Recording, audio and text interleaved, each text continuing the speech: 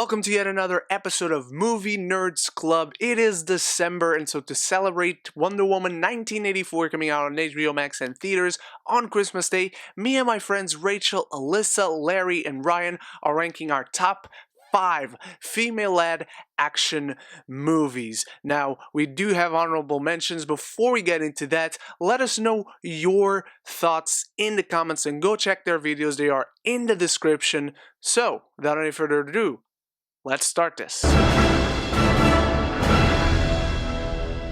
Now, before we get to the actual top 5, I do have a few honorable mentions, but I want to remind you that you can also join in and make your own video after watching ours. And also, if you're new here, please consider clicking the subscribe button because it really helps the channel, but also this guy right here. Plus, don't tell anyone, but it's free. And my first honorable mention is actually the 2017 Wonder Woman movie. I really like this movie. There are just other movies that I like more.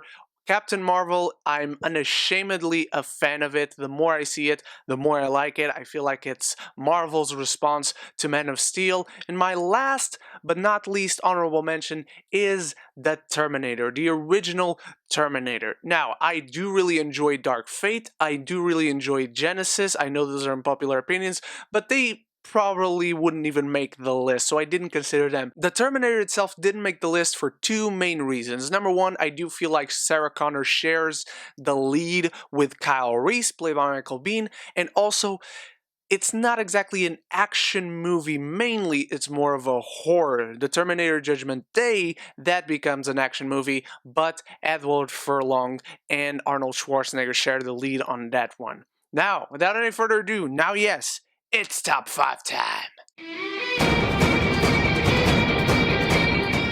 At number 5, we have Kill Bill, and I admit I am cheating a little bit because I'm not choosing between volumes 1 and 2, but the Tarantino Blood Massacre is a whole lot of fun to watch. It has great action, it has a very engaging story, and it's just a whole lot of bloody, literally fun. It's exactly that. It's got all the Tarantino qualities you want. It's irreverent, it holds no punches, it holds no swords back. It's just bloodshed from beginning to end, and I love Kill Bill, one of the most empowering female characters ever put to screen, with a bride played by Uma Thurman with that sweet, sweet goal of revenge.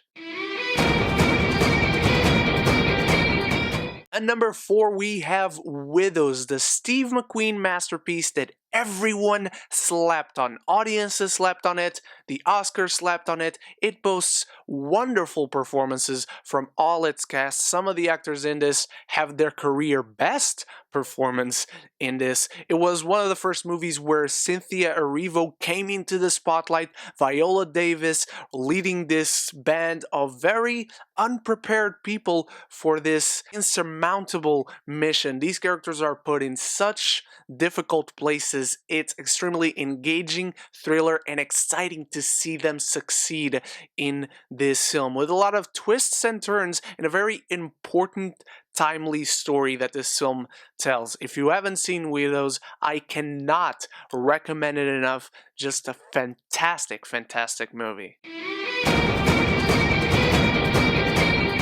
At number 3, we have Aliens. Even though I didn't put one James Cameron film in here, I am putting another one. Again, while this is more of an action film, the reason Alien doesn't make the list, it's because it's more of a proper horror. This is just a war movie in space with the xenomorphs, and it's awesome. I love how it puts Ellen Ripley in a position where she has to become a protector, a mother. And yes, she is a badass, she is a warrior, she is all that. But the most compelling aspect of this film is how much she wants to protect Newt throughout this film. That is the focus of this, and it's so well done. It's done with great action, yes, but with a very compelling emotional core that you can relate to. And it's probably still to this day my favorite performance from Sigourney Weaver. One of those sequels that maybe surpasses the original. If you ask a lot of people, there are lots of people that choose Aliens, and there's a reason for that. This is just a really, really great movie that just has Ripley as the main character, and you accept it because she's better than every single other people on this film, and you believe it. You would want Ripley to protect you from the xenomorph, and of course, it has one of the greatest lines in movie history.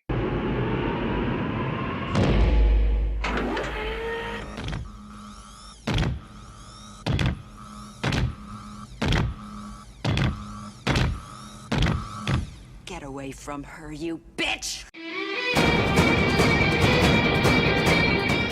Number 2, probably the most unpopular opinion you see on my list, Star Wars The Force Awakens. The first of the sequel trilogy, and it started it off with a bang. Now, the reason I don't put The Last Jedi in here, even though I prefer The Last Jedi to The Force Awakens, is because I do feel like the sequel trilogy started with a movie about Rey, then a movie about Kylo, and then the final movie, even though it's not the greatest, I think it balances pretty well how it's a movie about both of them. But this is Rey's movie. It presented us to Daisy Ridley, it presented us to the character, and I just love this character to no end. I think she's really brilliantly well handled in this film. She is the one with the Force. She is the chosen one. In every generation there is one, and to this day I think Rey is one of the best characters in Star Wars. I will not apologize for it. I think she's easy to root for. She is compelling. She is a character that feels lost in this grand vast universe, that feels like the proper way to set up a character coming after such a big history in the greatest saga ever told. And I think this film does a great job at propelling her to stardom. Not only Rey, but Daisy Ridley as well. And of course, the film has a whole bunch of other qualities when it comes to Star Wars as a whole. It was an emotional ride seeing this universe back on the big screen, and she led us on that journey, and I couldn't be happier that she did. And at number 1, we have the original, the one movie on this list that I will call for myself a masterpiece in every regard, the original 1995 Ghost in the Shell. One of the most cerebral tales of sci-fi that puts philosophical questions as the root of its story. Yes, it's got great action, a wonderful, visually jaw-dropping world, and a lot of interesting thematics that it explores brilliantly, but our main character, the Major, is the one that brings that all into the film with her journey of trying to understand what separates machine from human. And I love this film. To this day, this is my second favorite anime movie ever to be made. That's another list for another day. But seriously, as far as female-led action movies, from the moment me and my friends discussed to have this topic, I had no doubt as to which movie would be my number 1, and Ghost in the Shell, it's still that. Which, by the way, you should totally watch the live-action Ghost in the Shell with Scarlett Johansson, because that movie is also really good. The only reason I didn't mention it is because I didn't want to have 2 Ghost in the Shell movies mentioned. It would probably spoil that this would be my number 1, but you should totally watch the original as well. A brilliant, brilliant film that still holds up visually, thematically, and emotionally. So those are my top 5 female-led action movies. What are your top 5? Tell us in the comments below. Go check everyone else's video. Those links are in the description. And if I haven't mentioned yet, my merch store is now up. It's on TeePublic. It's on Redbubble. Go check those merch items out, and thank you so much for joining us for another Movie Nerds Club, the last of 2020. Let's hope for a better 2021, and I hope to see you in January. So until the next video, please do not forget, if you're new here, to subscribe, to like, to share with your friends, and have them join the Movie Nerds Club. And of course, stay beautiful, stay geeky, but most importantly, above everything else, forever and always, love each other and love the movies.